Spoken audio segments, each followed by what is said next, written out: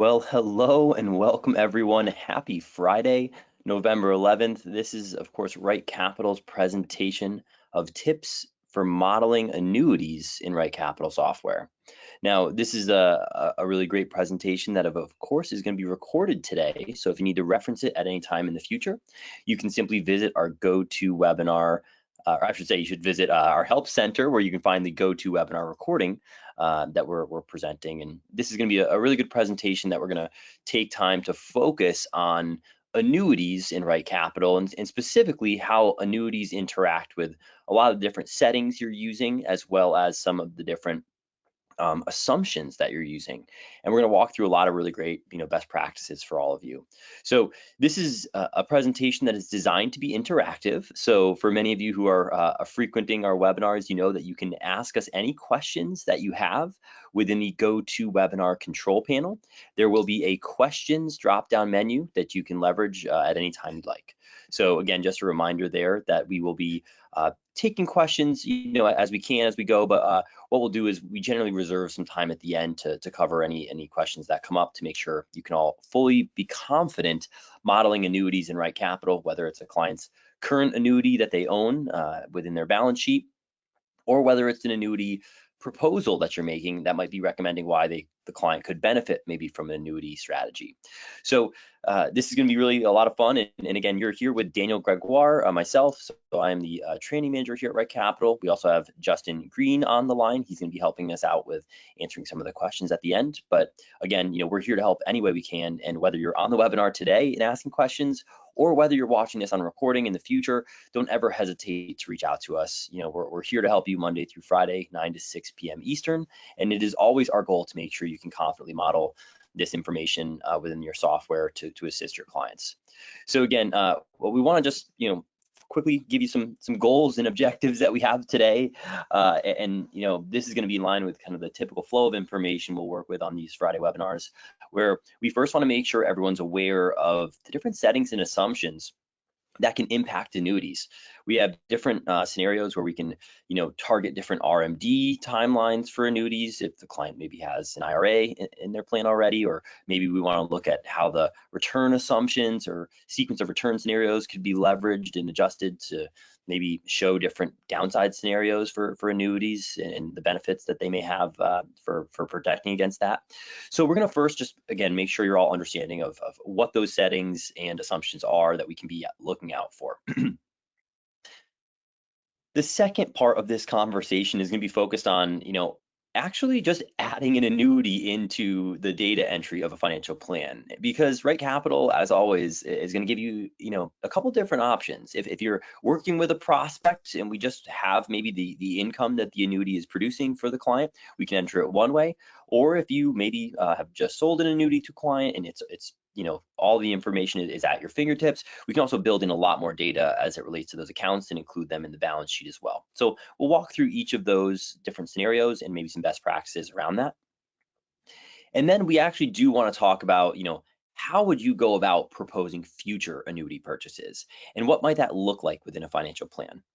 And of course, as it relates to proposing those future annuity purchases, we also can talk about maybe the benefits of those future annuity purchases and maybe the impacts that they could have on retirement income needs for the client, or how much they are able to benefit from tapping into an annuity versus other accounts at certain stages of their life. And even maybe even talk about how we can bucket out income from different annuities at different times. But there's a lot of data here. We're going to make sure to try to cover as much as we can the next 30 minutes or so. And so please, just bear with us. Again, if there's any questions as we make our way through the content today, don't hesitate to let us know. Justin and I are here to help any way we can. Now, I'm going to transition over to Right Capital software, and we'll be able to start working our way through this data. And as I enter my advisor portal in Right Capital, which you all should see right now, we first want to talk about at the advisor level, what are the things that maybe you should be aware of when we're talking about, projecting client plans and interactions with, the assumptions that govern things like rates of return we can expect in the future, and the settings that might adjust how the cash flow analyses are built out within Right Capital tools. So just as a quick reminder here, everyone, I'm going to start by just illustrating the fact that there are some important settings that we can align at a global level to make sure that our plans are in line with, let's say, our own unique advising philosophies. And if we work a lot with annuities, there's a couple settings that maybe you want to just have automatically turned on or just be aware of for all new clients. Those settings can be found within the gear icon at the upper right corner of the screen under the account subtab under the client presets area. Now, just as a quick reminder, everyone, these client presets are also adjustable for every individual client. So if you're working with an individual client, you can visit that financial plan that's built for them and visit these same settings here. But again, I just want to let you know that at a global level, you can align them for all new plans that you create if there's any information here that's important to you. One of the really important things that I want to first start with is obviously, we use a cash flow based financial plan by default. So of course, these cash flow based plans certainly allow you to track income and expenses each year, and pre-retirement income and pre-retirement expenses, and look at all those details, which is great. But another thing that tends to come up a lot with the actual different conversations around annuities are, maybe conversations around, how the client's investment accounts are strategically invested and how those look over time. And I bring this up because we have a setting here called the allocation method. And as a default, some of you may notice that this allocation method might state that the clients are invested in the same investment strategy for their entire life. And if we are working with a client who's maybe younger, maybe they're in their 40s, maybe they're a little more aggressively invested, and we don't change this setting, there's a chance that they might be invested today pretty aggressively, but also that when they're age 90, they also might be pretty aggressively invested. So earning maybe a higher rate of return than we might expect on some of those investment accounts in the later years of their life. So just understand that at both at an advisor level and at the individual client level, you can go about making sure that clients are maybe, let's say, having a transition of their investment strategies over time. Maybe in this case, pre-retirement, they'll be invested however they are within the financial plan, and it will align with the data in the net worth for their investments and their holdings. But maybe post-retirement, we're going to switch out to a balanced or a conservative asset allocation. And again, that'll just help us to make sure we're shifting the rates of return over time and the volatility of the plan over time to better represent, what would be maybe more realistic for these clients. And again, if it comes to proposing an annuity in the future, and we're comparing, two scenarios, it can be helpful to, again, have a more realistic outlook on the investment strategies as well moving forward. So again, that is an important setting just to be aware of. So if you're using the same asset allocation for all years, just be mindful that implicates that clients are not shifting their investments over time. In addition to that, everyone, I also want to bring up the fact that there's an opportunity for us all to look at maybe like a qualified annuity, and state that maybe we'd like to let a qualified annuity in the client's financial plan grow as long as possible before payouts begin, and not essentially be subject to the RMDs that would otherwise just kick on automatically at age 72. So in this case, we can choose to take the qualified annuity RMDs within a client's plan from an IRA account first. Again, letting those guaranteed income or the benefit bases grow, what the account values grow as long as possible before they start paying out to the clients. So again, just a helpful little tip here that we do have that as an option as well. Perfect. And the last thing I'm going to quickly talk about before we get into the fun stuff here, everyone, is just to be mindful of the return assumptions you're using, because again, RightCapital does come with defaulted historical asset return assumptions.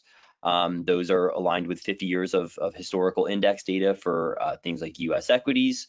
They're going to be projecting a little more, rosy returns. We also do have the option to use things like JP Morgan forward-looking assumptions as well, which are going to be very different from this. So whether you want to use historical or forward-looking assumptions, it's going to be up to you, but you can always adjust these however you'd like. So again, maybe if you're more in line with JP Morgan assumptions, you might be, toggling this down to, a total return maybe a little lower for each asset class. And again, that's just going to have an impact again on the comparisons we make between investment accounts, growing over time versus, annuity accounts growing over time. So again, just wanted to bring that up and make sure we're all kind of comfortable with those thought processes as how they might interact with a financial plan with annuities and how they might interact with an advisor maybe proposing the benefits of an annuity in the future.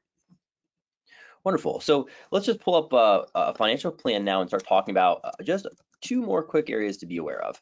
So as I open, let's say, the Mike C. Brady plan, and I take a look at this individual information, I also just want to remind you all that it's important to, when we're comparing annuities to investments, understand that, apples to apples comparisons are helpful, meaning if you are including annuity fees when you build them into RightCapital,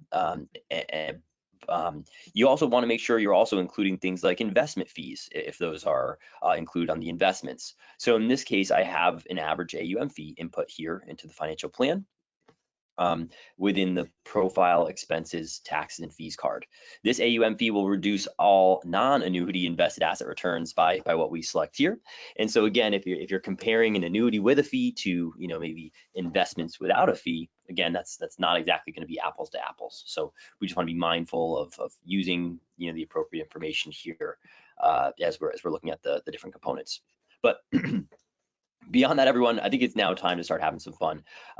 We are in Mike C. Brady's plan. Mike and Mandy, common case study for us. And this household is going to be one that, we're going to be looking at today. We have Mike and Amanda, ages 46, and they're maybe interested in entering their annuity income. And let's say that Mike and Amanda are, let's say, prospects. So maybe we don't have a whole lot of good data from them. We just have an initial fact finder where maybe they informed us of an annuity that's going to start paying out that they already own in the future. And maybe we know the amount of that annuity. So if we didn't have all the other data on that annuity account, we can actually just visit the profile income area, and you'll have the option just to very simply click, I would like to add income, and I would like to add annuity income. And again, this is going to allow me to be able to input just the annual amount of the annuity that we see paying out. So again, maybe this is paying out $30,000 annually, starting at retirement. We can tell the system, is this annuity for an individual life for just a certain period, maybe, so maybe from retirement through a certain calendar year, or whether it's the sooner of certain or life. So if you're toggling the planning horizon down, you can see it when that stops paying out. But this is, again, just a great place to input just the income itself. You can tell RightCapital what the annual increase is, if there's some type of inflation rider there. You can also talk about is that a simple or a compound incremental increase, and for tax purposes, is there a cost basis that we want to input? Is there maybe an exclusion ratio, which could help us to reduce federal estate taxes? Federal taxes, not estate taxes, on the actual income. And is there any amount that's flowing to the survivor? So this is the most simple way of entering annuity income within RightCapital. Just a simple data card, just to input the data and watch it track through.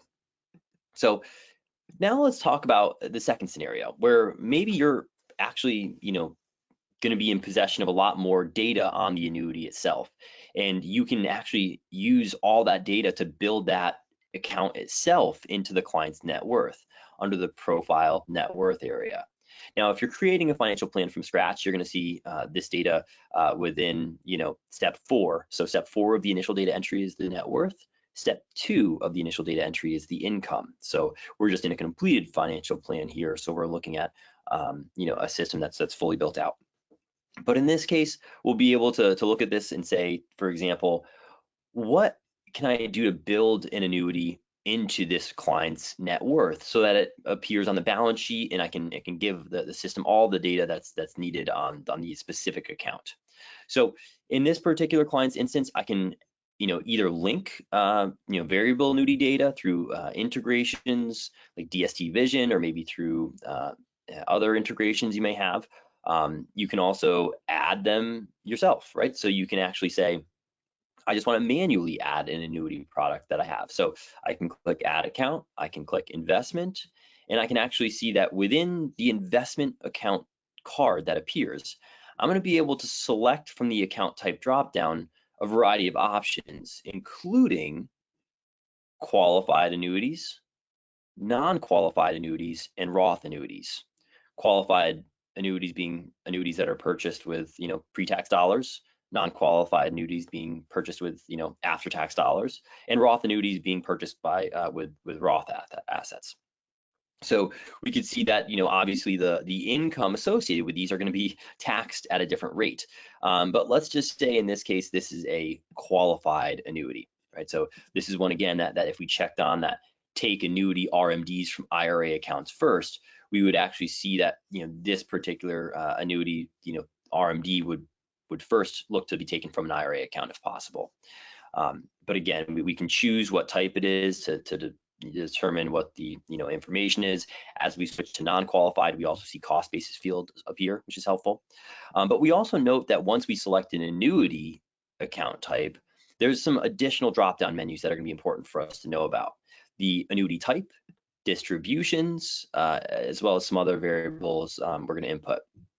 So in this case, when I'm looking at a non-qualified annuity and I select the annuity type drop-down, we're going to be able to look at the different options we have available to us. So a variable annuity is obviously one that's going to, or is not obviously, but it's one that's tied to a certain, set of investments. So we'd be able to actually say with a variable annuity, maybe what are the individual holdings that make up this variable annuity. So I could either just enter a total balance as we see here and assign an investment strategy here, or I could actually select enter holdings and asset classes and actually build in the individual ticker symbols or asset classes that are actually connected with this variable annuity. Again, if this was linked, we'd probably see those automatically funnel in, and cost basis would just automatically appear based on what we've entered. But in this case, we're maybe going to keep it simple here. So maybe with this variable annuity, it's worth, $300,000, and maybe that asset allocation is one that I can align with, a certain model portfolio or a specific asset class breakdown, whatever I want to choose here. So again, I can hit save, and that annuity is going to perform, in the future Monte Carlo simulation based on the investment strategy that we've assigned.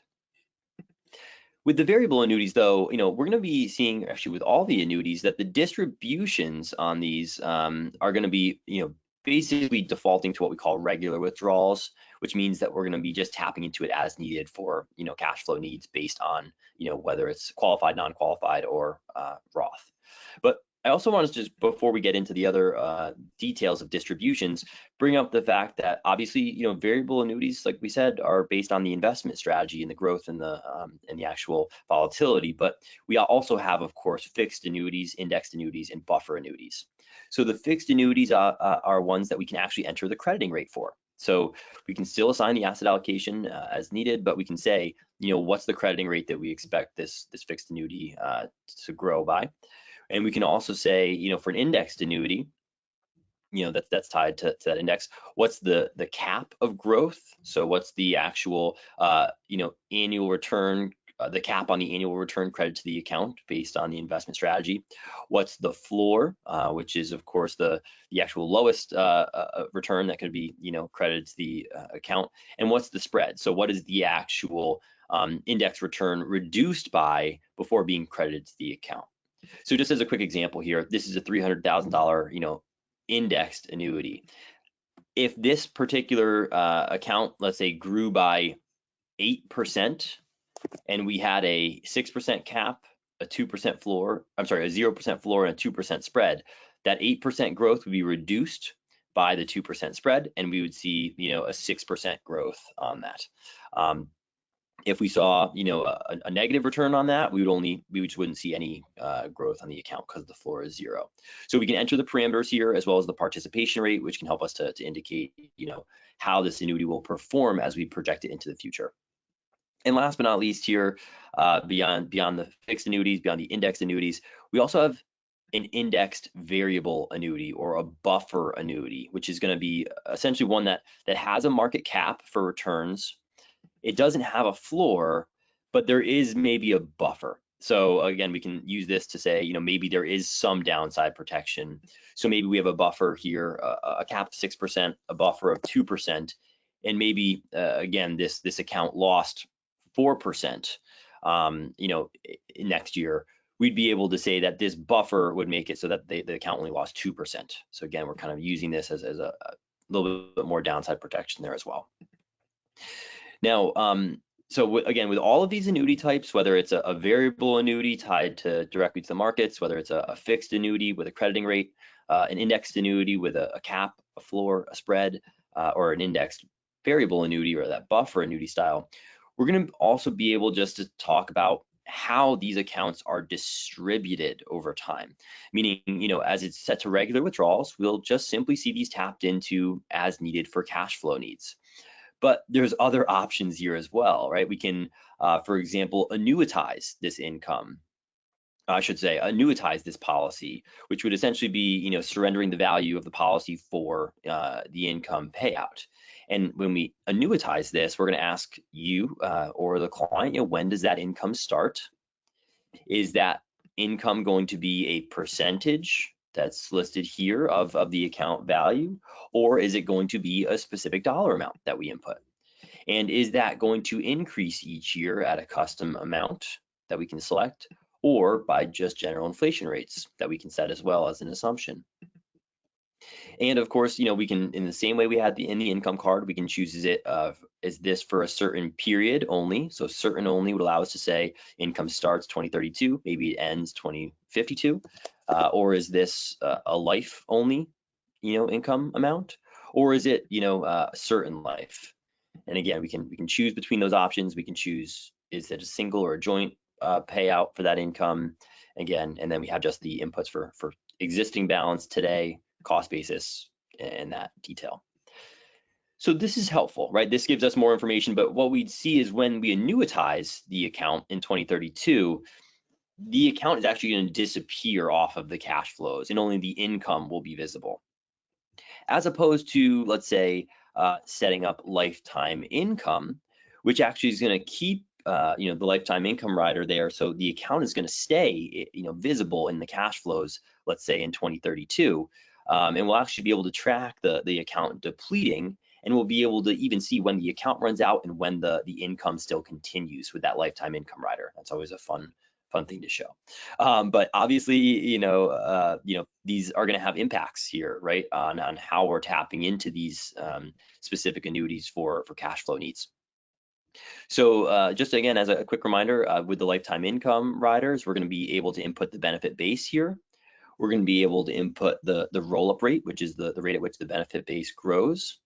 When that roll-up rate stops, so when the benefit base stops growing here, so again, maybe our benefit base is 250,000, growing again, through 2032, and then you can actually choose when the income starts. So a lot of times the roll-up rate stop year and the income start year coincide, but you can independently adjust those as needed. And again, we have the same inputs here, but there's a few others, a AV-based fee or a annuity value-based fee, which is just a generic field for fees on the annuity value base fee. And then the benefit base fee, again, a generic value here for fees applied to the benefit base. So we can input those here just to make sure that the information is accurately mapped out. But again, this is where if you're maybe proposing an annuity to a client and maybe you're adding the fees on the annuity, but maybe you forgot to add the AUM fees on the investments, we might have a mismatched comparison. So we just, again, want you to be mindful of that as we're entering these values. Perfect. So let's just say, in this case, everything happens here. We see, this annuity paying out, and I want to show you what this looks like within the financial plan. So as I hit save, everyone, this information for this fixed annuity, again, that's maybe based on an investment strategy that we've selected, is going to be, listed. We're going to name it, annuity. And we have it listed, of course, in the net worth. We'd be able to see this listed in the balance sheet under the dashboard tool. So I could visit my dashboard balance sheet area of RightCapital to visualize where the client's assets are today. I could visit the details tab, and I'd be able to see the annuity that Mike C owns here. And so that would show me the information as needed as a part of this client's current investments. But I could also then track that annuity that we told to start paying out in the future within a few different areas. The first of which is more client facing.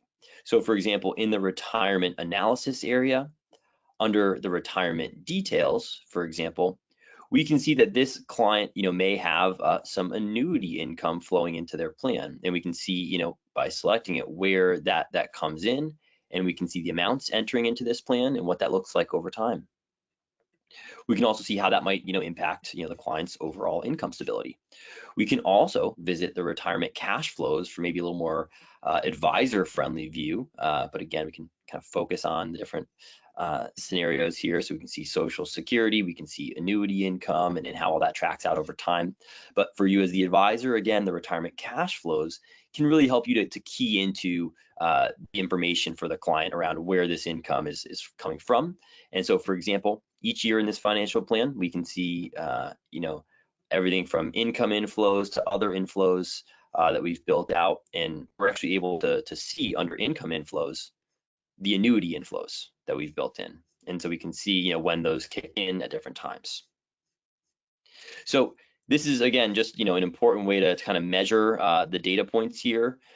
So again, the details from the profile net worth within the investment account will just transfer from, this is the client's current situation. We can see, all this data, sorry, that got switched to 2062 somehow, how all this pans out and how all this enters the plan. This is going to flow through to those client-friendly graphics, to the more advisor-friendly cash flow visuals, and will help you to map out all the data around this annuity. And again, one last component here, I just wanted to fix that income amount. We can see the annuity value also likely decreasing as well. So here in the cash flows, you'd be able to watch as the actual account of the annuity, increases, then decreases eventually down to zero with that lifetime income rider in calendar year 2049.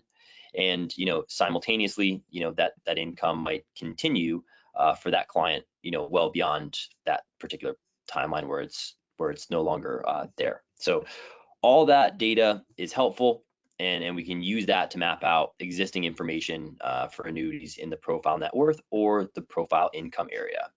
Now, before I move on, we just want to do a real quick thing quickly, which is going to be remove that annuity account to talk a little bit about how we can actually talk about recommending an annuity for the future, maybe, instead of just talking about an existing annuity.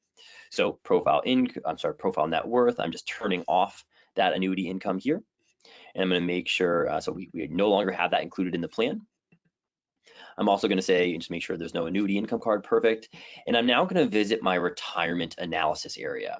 So typically RightCapital is designed so that, a lot of these modules are here to give you client-facing visuals on your recommendations.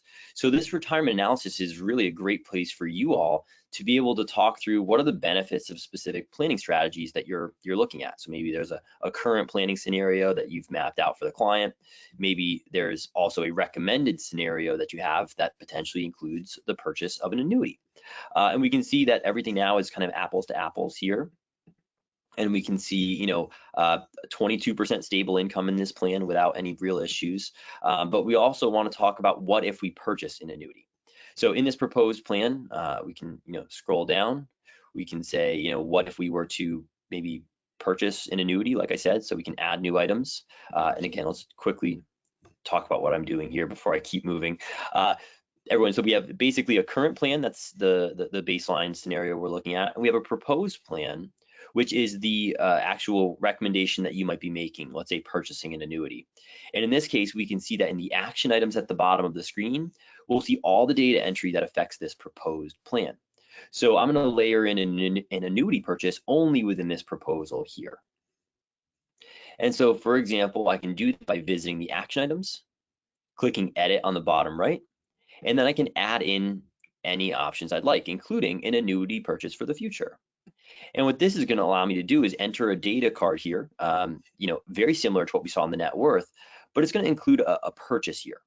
So that means I get to set this, in the future, and you can set these up multiple purchases in the future. But let's just say Mike C is buying a qualified annuity with some of his 401k account. Let's say he's pulling 300,000 from his 401k to build this into an annuity. Maybe there's again an annuity value bonus, so maybe an upfront bonus that's applied to the transferred account value. And the account itself that purchases the annuity is going to determine whether it's a qualified, non-qualified, or Roth annuity. So in this case, it's going to be a qualified annuity since the money's coming from Mike's 401k. Great. So I can also then say, maybe there's a 5% upfront bonus, whatever it might be. There's maybe a type of annuity we're looking at. Maybe this is, an index annuity that we're purchasing. Maybe this is one that is going to be, showing some lifetime income for the client. We can, again, set all the parameters here. We can set the benefit base for this wherever we want to. We can set the roll-up rate, wherever we want to on this benefit base. We can set the roll-up start year, the income start year, the percentage fields. Again, all the same information that we saw previously listed in this plan. We can build that in. And this is basically going to simulate an annuity purchase, for the future. And where this is going to allow us to look at this is, two things here I want to mention. We actually, have a plan here where we've included this in both. So I'll just quickly turn it off for the current planning scenario. That normally wouldn't happen, but I had this set up specifically to do that. So just we'll have one plan where it's excluded, and we'll have one plan where it's not. So again, maybe the proposed plan here is where it's not going to be excluded. So this is where, again, we can see, adding the annuity in, is going to have the impact there.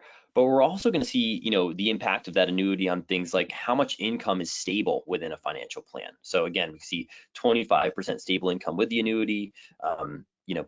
When it's excluded, we see that drops to 22.3%. But it also might help us to talk about, downside risk, right? So maybe the annuity isn't is just there to help diversify, what's there, and maybe there is a recession, occurring in a year. We want to target some distributions to cover, let's say, 5 years after the recession to help bolster those investment accounts, maybe give them time to grow back. So we can do that. We can target, a bad decade followed by slow growth or other scenarios here, and then again we can turn on the annuity to see what kind of impact that might have on when the client runs out of money. So instead of running out of money at 82, that might buy us a few more years there with a bad decade followed by slow growth. So you can see how all of this, can be leveraged to illustrate, what kind of scenarios the clients might run into and how might that impact, their life for the future. So again, when we're talking about, these proposed plans, we're generally showing the plan on the left as what's visualized in these graphs. And just as a quick reminder here before we turn it over to questions, I'll just let everyone know that it's going to be helpful for us to know that you can customize those different return sequences as well. So obviously, we have lots of options we can play with within these retirement details graph, which shows us income over the client's life expectancy, and savings withdrawals. And again, maybe the annuity helps us to draw back on some of those, withdrawals from invested assets and withdrawal rates from invested assets over time. So again, we can target, the benefits of the annuities as it relates to that. But if you wanted to build your own sequence of return scenario, maybe a March 2020 scenario, or 1987 or 2007, 2008 scenario, you could do so at the advisor level under the actual models tab, sub-tab scenarios, where you'll actually see the performance of these different scenarios that we build out, as well as have the option to customize them as well in the future. So you can add them in, you can customize them, but it's all helpful here. And if you have questions, you can just click the link in the Help Center to walk through how you can build these out. Now, that was a lot and that was quick, but now's the fun time. Now's where we get to chat with all of you about any questions you might have on this. So please, use the GoToWebinar control panel under the questions drop-down menu. We have a lot of questions in there already, so let's go ahead and dive into those. Justin, would you be able to help me start working through some of these? Yeah, absolutely, Daniel. So we got a lot of great questions here. Let's start off with this great question. What input do you recommend for uncapped fixed income annuities? Yeah, that's a great question. So let me just pull up here, Mike C. Brady. I believe that's who we're working on. I got too many Mike Brady's here. But when you're working on that the profile, net worth, add account, investment, if you're working with an uncapped fixed income fixed annuity, we can select the annuity type, right, whatever it might be, and we can type in, fixed. And in this case, if you're looking at an uncapped fixed annuity, I believe is what we said, we That's can really correct. just input, yep, input, something with the assumed, crediting rate, or honestly, you can put maybe like a higher crediting rate, but you could also put a variable annuity input if you needed to. But that might be a piece where if we had a little more information on the use case, we might be able to kind of either provide better feedback to our development team on what exactly we're trying to show there, or uh, or like help you with a workaround. But I think in this case, you might be able to put an indexed annuity there, but we can certainly, a little more context maybe help to find you the best opportunity there.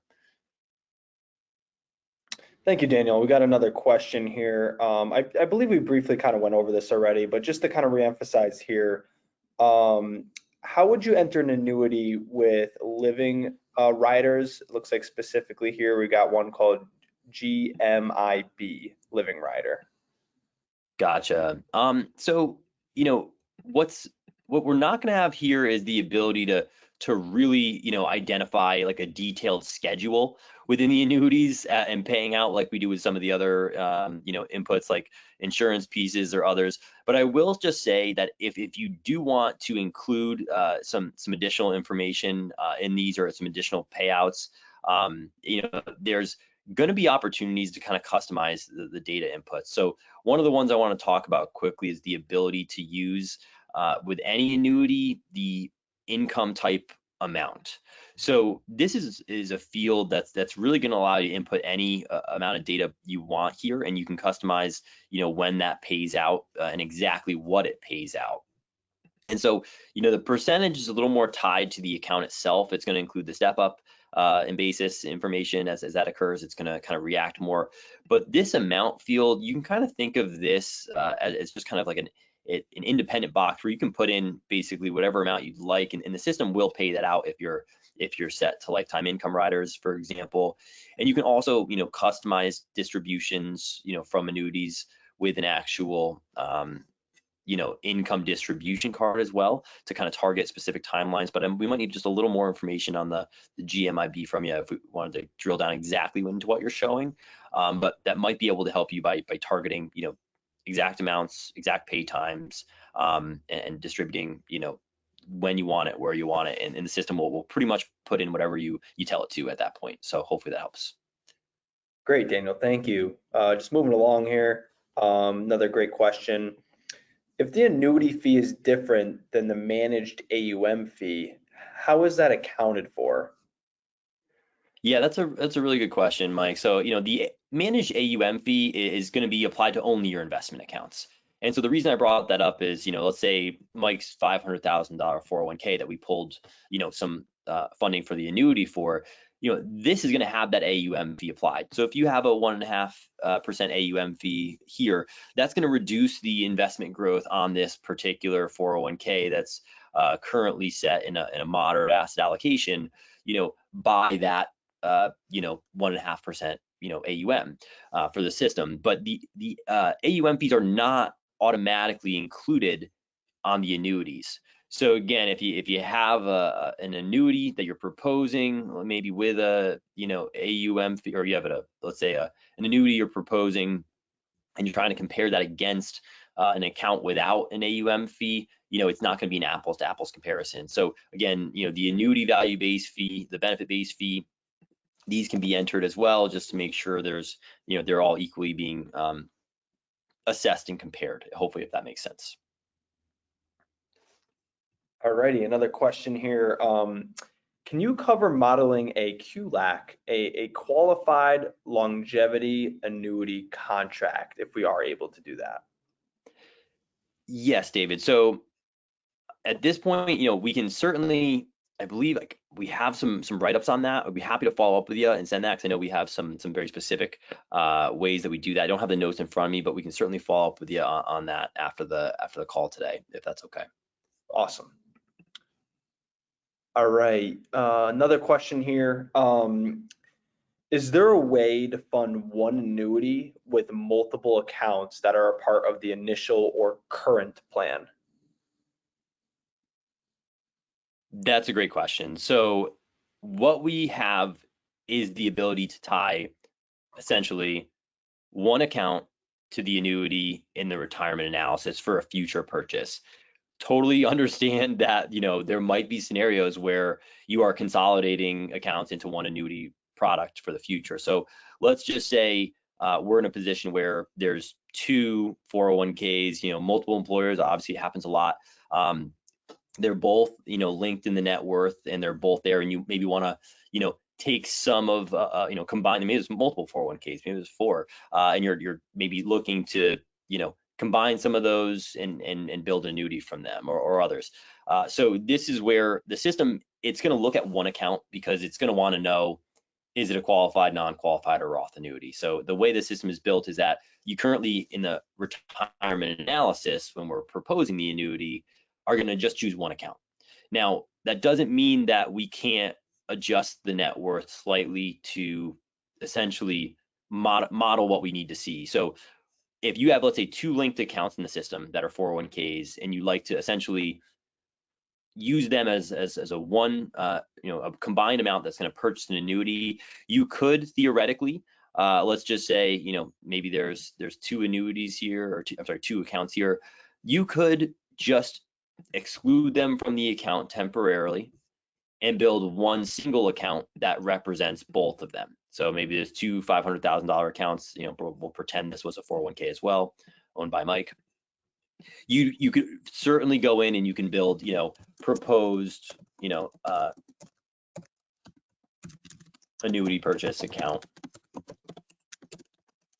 401k, and you could say this is worth $1 million, and then you could set the investment strategy as it would be for what it is. But obviously, then you could target either an immediate use of this to fund an annuity, or you could certainly set schedule in the future. Just want to make sure the investment strategy is aligned appropriately so the growth is associated.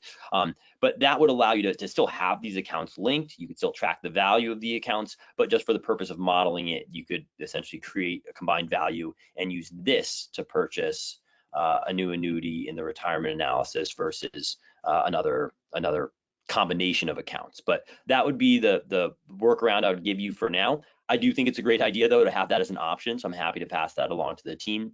But for the time being, you'd go to the retirement analysis, click annuity, you'd click, for example, I want to select the proposed annuity purchase 401k. That's a combined value. Enter, whatever it is, 500 of the 500 of the million. Indicate the information and move on from there. But great question, though. Awesome, Daniel. Thank you. Another great question here, and this one's a little bit just beyond annuities, but is there an easy way to show the relationship between income and expenses over the retirement timeline? So it looks like we're just That is a looking really great question. here. Yep. Yeah. So, what's really helpful is we have built out this retirement analysis area to really help you demonstrate those kinds of concepts to the clients. So you kind of go from very high level here with the probability tab down into much more detailed inputs for the retirement details. So we have a lot of data here around things like retirement spending, for example. So within this retirement details graph, we can see all the nuances of what are my retirement expenses, tax expenses, housing expenses, healthcare expenses looking like over time, and how does that interact with, let's say, the withdrawal rates for my invested assets over time. So we can see, for example, when healthcare costs spike at the end of the plan due to long-term care, what does this mean for my withdrawals from invested assets? They're going to spike as well. But what if, again, we can build in some more guaranteed income, some more, annuity payouts, or more life insurance cash value payouts to help cover recessions or other major life events. We can, see the impact that all of this has kind of within this one retirement detail screen. So this is an important area that I think is, valuable for us to be able to work with. And talk through as needed. So it's a little bit of clicking here, but this is a very client-friendly graphic visual, as opposed to, looking at the cash flows, which are also helpful, to say, what are my income inflows each year? What are my expenses each year? Let's look into retirement and see what's happening. So hopefully that helps to provide a little context there. Awesome. We got another question here. And this was in reference to the retirement analysis, retirement details graph. Can you explain why it shows such a large income shortage in that graph? And I believe that's when we were going through those scenarios there within that graph. Absolutely. Yeah, so thank you for bringing that up.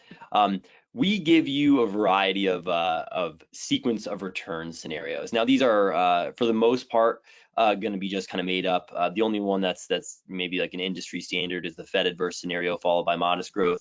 This might be a typical solvency test for equity reserves by insurance companies. But these scenarios, like the bad decade I did, can be pretty significant, and I can show you why. So this is a bad decade of growth followed by slow growth that's indefinite, that doesn't turn around. And these again are customizable scenarios, but what we would see was something like that bad decade followed by slow growth beyond being a young client, and we're looking of course at future dollars. I'm sorry, so if I toggle this to today's dollars and I do bad decade, it's a little less cumbersome than it was before, because of course again, young client, a lot of lifetime ahead of them, so inflation is going to do a lot. So today's dollars can help with that, but also just know that here within the models tab of the advisor portal, when you're looking at that bad decade follow slow growth, we're actually going to say that this growth trend that we have here again continues indefinitely, and this client is young. So with a client in their 40s, if we're saying that the returns never, equity returns never rebound back from 4%, it's going to be a much different scenario than the others that we're picturing for them. But again, these are all customizable to however you'd like. But again, the information here can really help us to understand what's happening.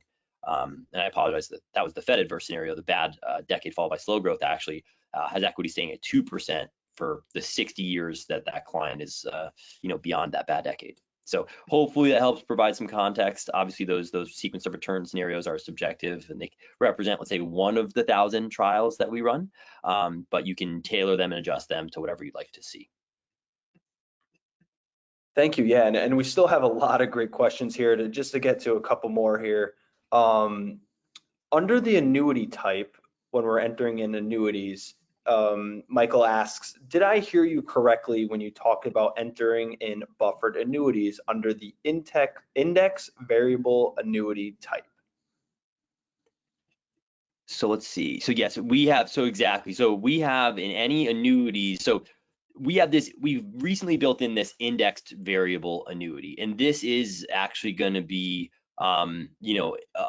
what's commonly referred to as like a buffer annuity. So that's where you actually, can actually use those. It was again a relatively new update to the system, and I should have pitched this earlier. But if you ever need information on any of these, you're welcome to, visit the help center. You can see all the data points for these as needed. They're going to describe each one independently. So again, that would just look very similar to either reaching out to the support team and clicking the help center icon there, or clicking help and coming to the annuities area. But there's lots of good write-ups for you if you need help. So.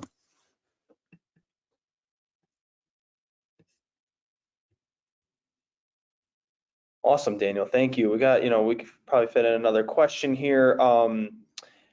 Alan is asking that, Lincoln has a guarantee income benefit that acts like annuitization, but it still allows for distribution. Can we, and if so, how do we model this? Interesting. So, that might be a scenario that we can, illustrate a little differently. So I do like to bring up the fact that besides all the different ways that we discussed distributing the annuity accounts, we can also get a little bit more particular with the distributions by building an annuity in the net worth for the client, like we have maybe done, let's say here. Let's just say this is a $1 million annuity that we have. And we can actually also use the profile income area to create distributions from that annuity at any time we'd like. So we can really use these to kind of target exactly how these annuities will act. So I could maybe even choose, Mike sees, qualified annuities that we have there, and distribute, any timelines, any amounts. I can collect multiple of these cards. I can, kind of ladder annuities in this way in the system. So that might be a way that you could leverage, these cards to really customize the distributions more, and then maybe have a little more of that, specific strategy modeled. So, keep that in mind. But in our system, we do have, as soon as we select annuitization, the problem is the account value kind of disappears from the cash flows. So in using the distribution card, you can keep the account value there and have it maybe perform a little differently. So maybe that could be a good workaround for you.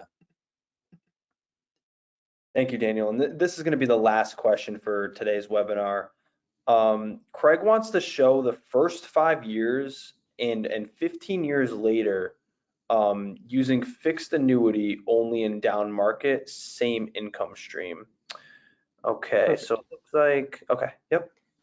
Yeah, so in that case, I would actually suggest doing the same thing I just showed you. Obviously, when we say that we have, let's say, an annuity account, that's paying out, during regular withdrawals, that's just going to pull it as needed for cash flows. So when there's more expenses than income, we're tapping into this. The lifetime income or the annuitization, you can kind of just target, a timeline. But what's going to be good is if you keep this at regular withdrawals and then you use that income card, and again, you then just say specifically, I'd like to target, my qualified annuity distributions, Mike C's qualified annuities. We can just target specific amounts, different timelines, exactly what we want to see over time. And again, this kind of helps to fill in the gaps where you need to really target specific distributions to cover, let's say, those down markets. So we know we've maybe built in a recession 5 years from now, and we want to show what it looks like to distribute from that annuity. Years 6, 7, and 8 to cover cash flow needs to let our clients who've just retired, let's say, make sure they're not quickly depleting their assets and accepting losses. So we could use this to kind of strategically leverage the system as needed, to make adjustments. But again, hopefully that helps to provide a little context. Awesome, Daniel. Thank you for all those great answers to those questions. And maybe you just want to quickly show our reps here how they can reach out to our support team with any follow-up questions that they have. You bet. Yeah. Thank you all for all the wonderful questions. Again, we are here to help Justin and I, but certainly after the call today, you might have more things come up as you're modeling this yourself. Do not hesitate to reach out to our support team Monday through Friday, 9 to 6 p.m. Eastern. You can always live chat them. You can also access our help center right from this live chat feature. So if you click help center, you can also click contact us to schedule a 30-minute case review. If you want to walk through one of these particular annuities with one of our team members, you can do so by booking a session or picking up the phone and calling us directly. And then last but not least, if you want to catch a replay of today's webinar, which we are always happy to provide you, you can visit the training videos and webinars area. You can click upcoming webinars and you'd be able to see, again, the previously recorded webinars area updated later today with this exact presentation. So thank you all so much for joining. It's always a pleasure. I hope you all are having a wonderful week, and we'll look forward to seeing you next week where we're going to be covering some more great topics. So thank you so much, and we'll see you soon.